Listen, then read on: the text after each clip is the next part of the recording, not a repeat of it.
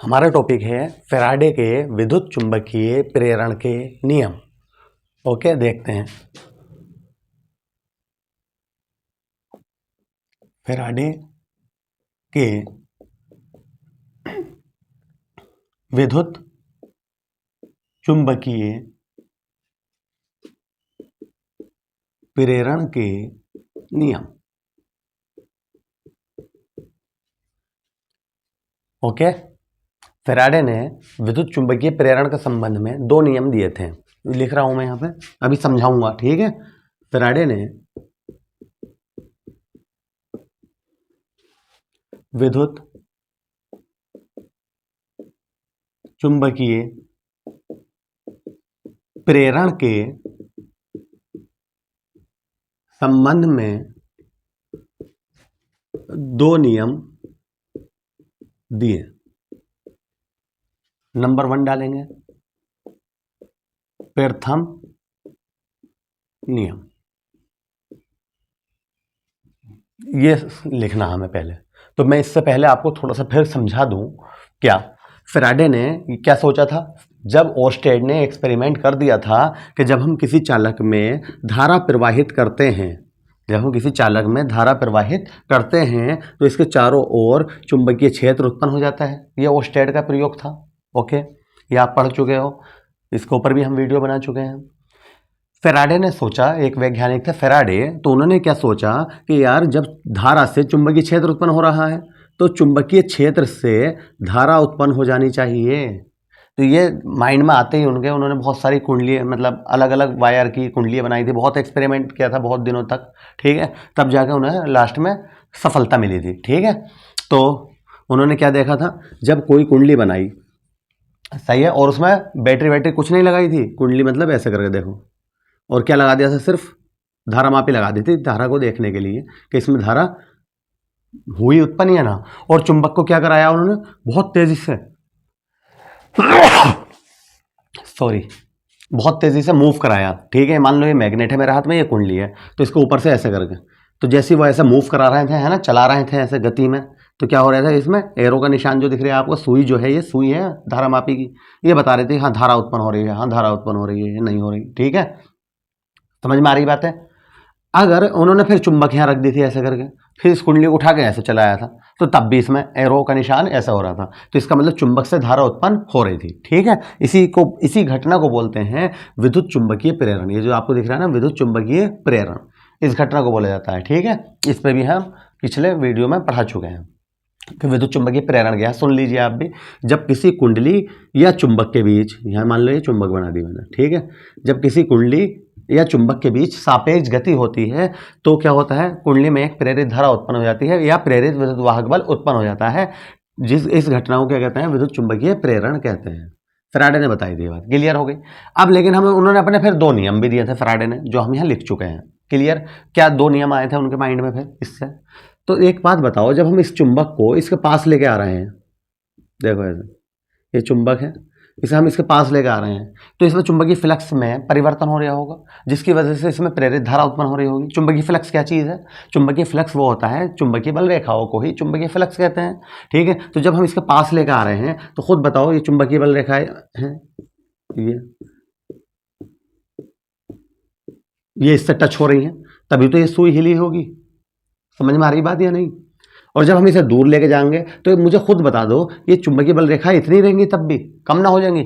जब हम इसे पास लेके आ रहे हैं तो कितनी है, देखो 1 2 3 4 5 6 ऐसे। अब मैं इस चुंबक को पता दूर लेके जा रहा हूँ ऐसे, तो चुंबकीय बल रेखा लगातार कम ना होती जाएंगी, और बल्कि हो सके ज़्यादा दूर ले जाने पर तो बल्कि खत्म ही हो जाएंगी। समझ रहे हो मेरी बात? ज़्यादा दूर ले जाऊँ चुंबक को तो क्या होंगी, खत्म हो जाएंगी। तो इसका मतलब चुंबकीय बल रेखाएं कब तक उत्पन्न हो रही है? चुंबकीय फ्लक्स में परिवर्तन ही तो हो रहा है। ये देखो अभी 6। चुंबकीय फ्लक्स क्या चीज़ होती है, बार बार बता रहे हूँ, चुंबकीय फ्लक्स क्या चीज़ है? चुंबकीय बल रेखाओं की संख्या की माप को चुंबकीय फ्लक्स कहते हैं, ओके। लेकिन अब हम चुंबक को पास ला रहे हैं तो ज़्यादा चुंबकीय फ्लक्स, दूर लेके जा रहे हैं तो कम चुंबकीय फ्लक्स, ठीक है। ला रहे हैं ज़्यादा, दूर लेके जा रहे हैं कम, तो चुंबकीय फ्लक्स में परिवर्तन हो रहा है। और जब तक परिवर्तन हो रहा है तब तक इसके अंदर धारा उत्पन्न हो रही है या प्रेरित विद्युत वाहक बल उत्पन्न हो रहा है। बताओ, बात समझ में आ रही है? अगर तुम चुंबक को ऐसा नहीं चला रहे हो तो कुछ नहीं होगा, सुई यहाँ पे थी यहीं रखी रहेगी, चुंबक को कहीं भी रख दो, कुछ भी ना होगा। लेकिन जब चुंबक को तुम ऐसा मूव करा रहे हो तो तभी इसमें प्रेरित धारा उत्पन्न हो रही है। इसका मतलब ये हुआ चुंबकीय फ्लक्स में परिवर्तन होता रहेगा तो धारा या प्रेरित विद्युत वाहक बल उत्पन्न होता रहेगा। क्लियर हो गई बात? समझ में आया नहीं? क्या मतलब हुआ, क्या बताया मैंने आपको? समझ लो, पहला नियम याद हो गया आपको अगर ये बात समझ गए कि चुंबकीय फ्लक्स में अगर परिवर्तन होता रहेगा तो क्या होगा, इसमें प्रेरित धारा अथवा प्रेरित विद्युत वाहक बल उत्पन्न होता रहेगा। जैसे परिवर्तन होना बंद हो जाएगा तो धारा या चुंबकीय फ्लक्स वही प्रेरित विद्युत वाहक बल उत्पन्न होना बंद हो जाएगा। क्लियर होगी बात? ये बात मैं यहाँ पे लिखने जा रहा हूं, समझ में आ गया होगा, देखो आप समझ जाओगे। जब किसी कुंडली में चुंबकीय फ्लक्स में परिवर्तन किया जाता है तो कुंडली में एक प्रेरित विद्युत वाहक बल, ऐसा भी लिख सकते हो विद्युत वाहक बल को आप, ठीक है, विद्युत वाहक बल उत्पन्न हो जाता है और ये तब तक प्रेरित होता रहता है जब तक कि कुंडली में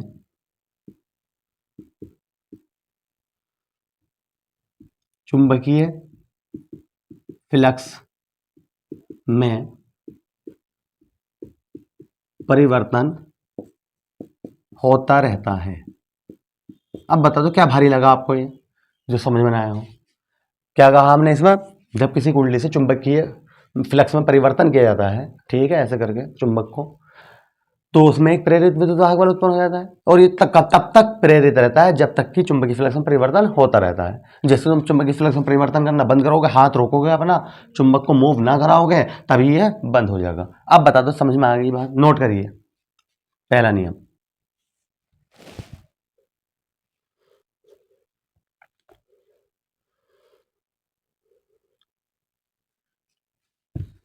दूसरा नियम देखिए, इतना आसान, बहुत ही सिंपल, और फॉर्मूला भी आएगा जो हम आगे न्यूमेरिकल्स में एग्जाम्पल में यूज भी करेंगे। दूसरा नियम क्या है? द्वितीय नियम।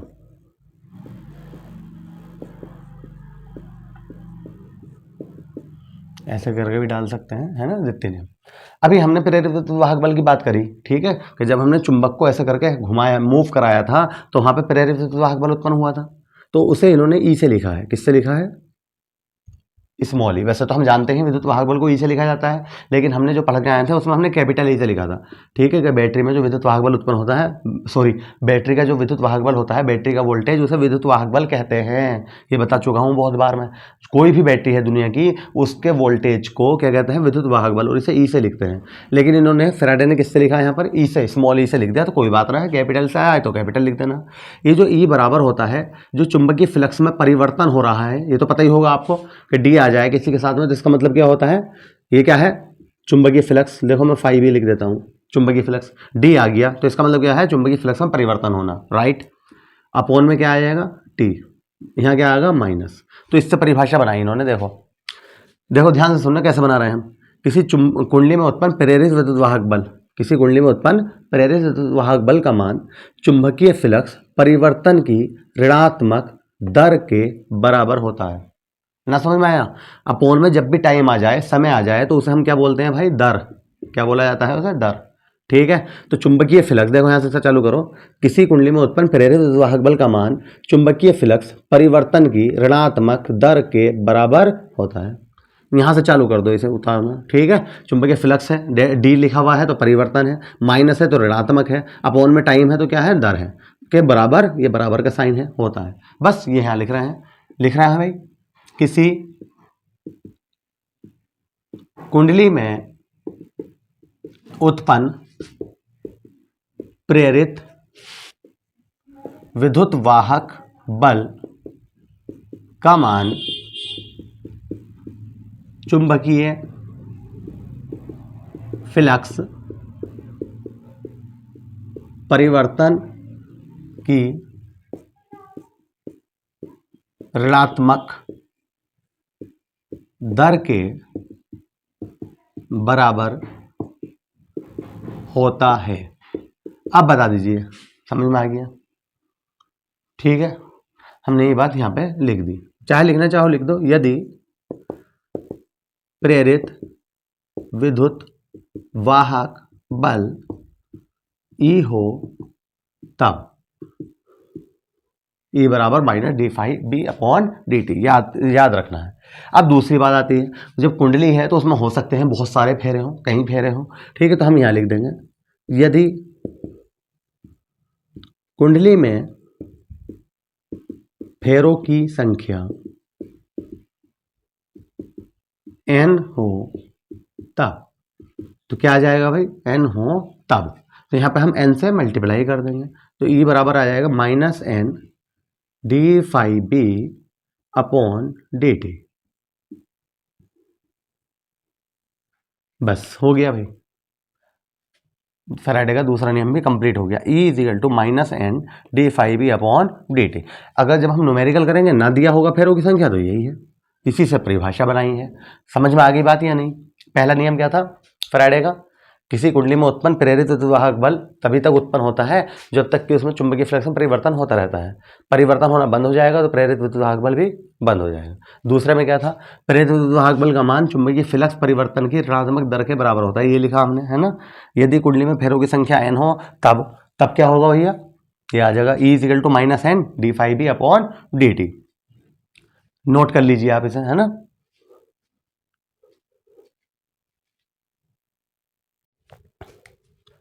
अगला टॉपिक देखते हैं हम, है ना। एक समान चुंबकीय क्षेत्र में गतिमान चालक में उत्पन्न विभवांतर। ओके, शायद ये 5वां पॉइंट होगा, है ना, देख लेना आप। पिछली वीडियो में पार्ट 1 जो पढ़ाया था हमने, उसमें 3 पॉइंट कराए थे, और ये जो पार्ट 2 है इसमें अभी कराया है विद्युत चुंबकीय प्रेरण के नियम फैराडे के 4, और ये शायद 5वां, ठीक है। और आप अपनी तरफ से डाल दिया करो पॉइंट, अगर मैं यहाँ कंफ्यूज हो जाऊँ, भूल जाया करूँ। बात समझ में आ गई क्या है? देखो, इससे पहले मैं आपको बता दूं, एक समान चुंबकीय क्षेत्र में हमने क्या रख दिया, कोई एक समान चुंबकीय क्षेत्र ले लिया, उसमें क्या रख दिया, कोई चालक रख दिया और उसे गतिमान कराया, मतलब चलाया उसे उसमें, तो उसके सिरों के बीच क्या उत्पन्न हो जाता है, विभवांतर। ये हम निकालने जा रहे हैं। तो अगर अभी तक मेरा चैनल आपने सब्सक्राइब नहीं किया है तो प्लीज़ सब्सक्राइब कर दीजिए और बेल आइकन को प्रेस करना भी मत भूलना, ठीक है, जिससे कि आपको टाइम टू टाइम, जैसे हम पार्ट 1 पार्ट 2 पढ़ाते हैं इस चैप्टर का, अब हम पार्ट 2 पढ़ा रहे हैं ना, और अगले में पार्ट 3 में हम इसकी थ्योरी कंप्लीट करा देंगे, हो सकता है, या एक आध और बनाना पड़े, और उसके बाद एग्जाम्पल कराएंगे सारे एनसीईआरटी के, सब न्यूमेरिकल कराएंगे एनसीईआरटी, ठीक है, हम लेके चलना है, आपको पता ही होगा अगर आपने मेरी पिछली वीडियो देखी होगी सारी। तो एक समान चुंबकीय क्षेत्र में गतिमान चालक में उत्पन्न चुंबकीय विभवांतर। देखिए सुनो, हमने एक चालक ले लिया इस टाइप से, कोई छड़ ले ली, कोई रोड, इसकी लंबाई क्या ले ली भैया हमने, L।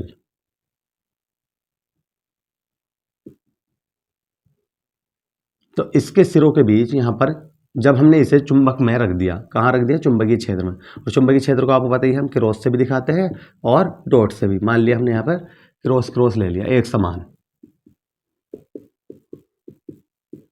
क्या है ये, एक समान चुंबकीय क्षेत्र B, L लंबाई का हमने चालक रख दी, क्लियर। तो इसके सिरों के बीच क्या उत्पन्न हो जाएगा, विभवांतर। ओके, ये हमें निकालना है, और उसका फॉर्मूला आता है V इज इक्वल टू, विभवांतर V होता है ना, BVL। ये V क्या है यहाँ पर, इसकी गति, चालक में जो चालक है इसकी गतिमान कहा ना उसने, हमने इसे इधर को खींचा, इधर को चलाया, चुंबकीय क्षेत्र में रखा ऐसे V वेग से, V क्या है यहाँ पर, वेग है, वेग, और ये V क्या है, ये विभवांतर है, कैपिटल V, याद रखना।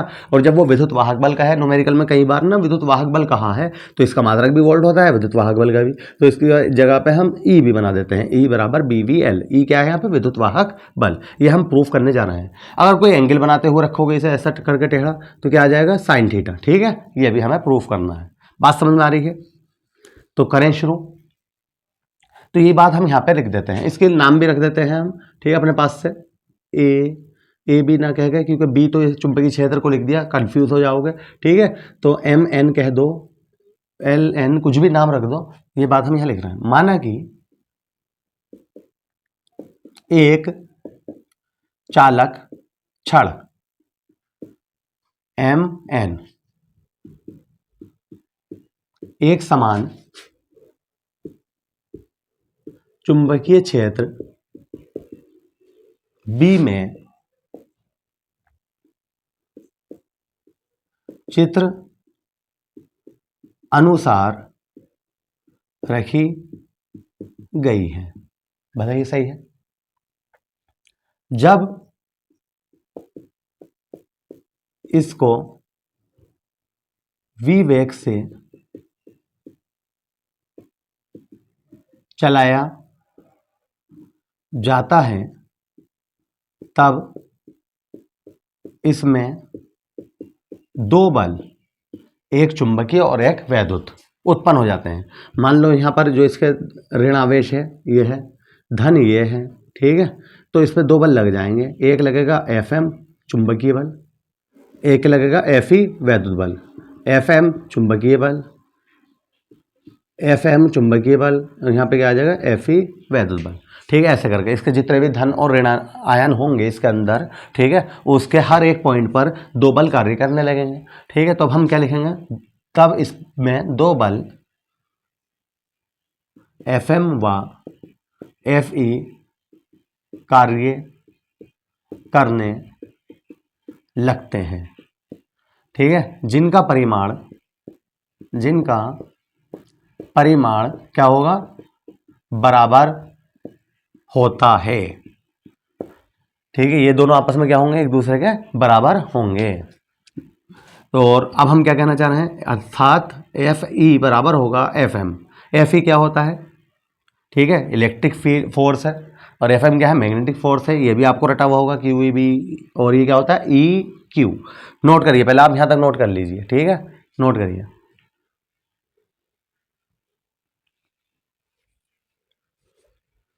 ओके, देखो मैं इसे साफ कर देता हूँ, है ना, ऊपर कराएंगे आप।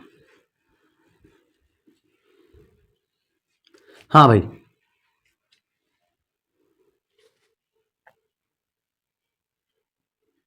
यहाँ तक बताओ सही है। तो अब मैं बोलूँ Fe क्या है, तो आप पढ़ के आए हो Fe बराबर होता है क्यू ई।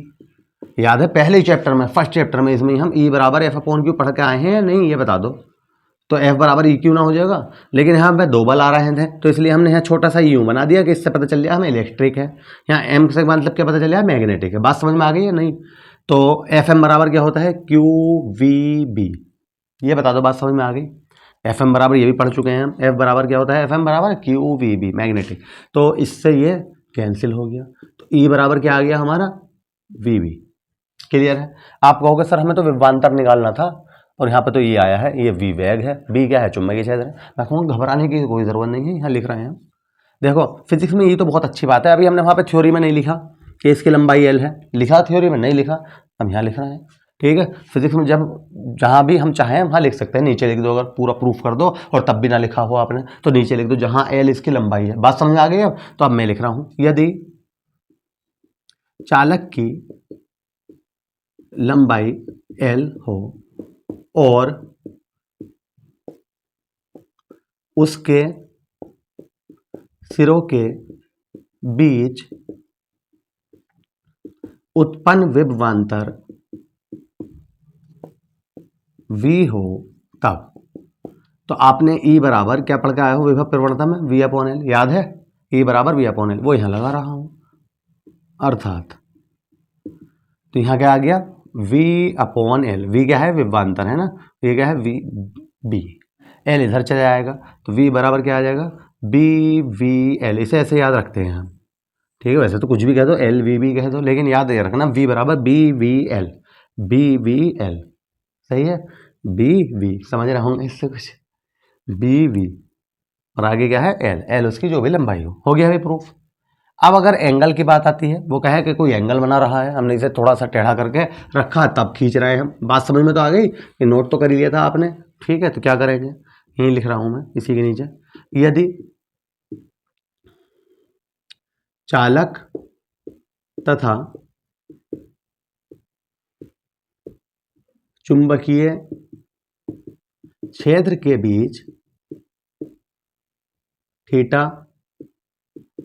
कोण हो तब, ठीक है, कितना एंगल हो, थीटा। तो यहीं पे आ जाएगा हमारा v बराबर B V L sine theta. जब हम न्यूमेरिकल करेंगे, एंगल दिया होगा तो ये लगा देंगे, ना दिया होगा तो ये लगा देंगे। ठीक है, बताओ बात समझ में आ गई? क्या करा हमने, चुंबकीय वैद्युत बल को चुंबकीय बल के बराबर करा था, है ना, ये तो प्रूफ करा था अभी यहाँ पे हमने। एफ ई बराबर एफ एम, एफ ई की वैल्यू लगाई, एफ एम की वैल्यू लगाई, क्यू से क्यू काटा, ई बराबर ये आ गया। लेकिन हमें विभवांतर निकालना था और चालक की लंबाई भी एल दी है, तो ई बराबर वी अपॉन एल, ये भी पढ़ चुके हैं हम। तो इसकी जगह पे क्या लगा दिया, वी अपॉन एल, एल इधर चला गया तो वी बराबर क्या आ गया, बी वी एल। और अगर एंगल बनना होगा तो क्या होगा, ई वी बराबर B V L sine theta. Note कर लीजिए, है ना। तो नेक्स्ट वीडियो में इसके आगे के पॉइंट देखेंगे हम, ठीक है। जब तक के लिए धन्यवाद।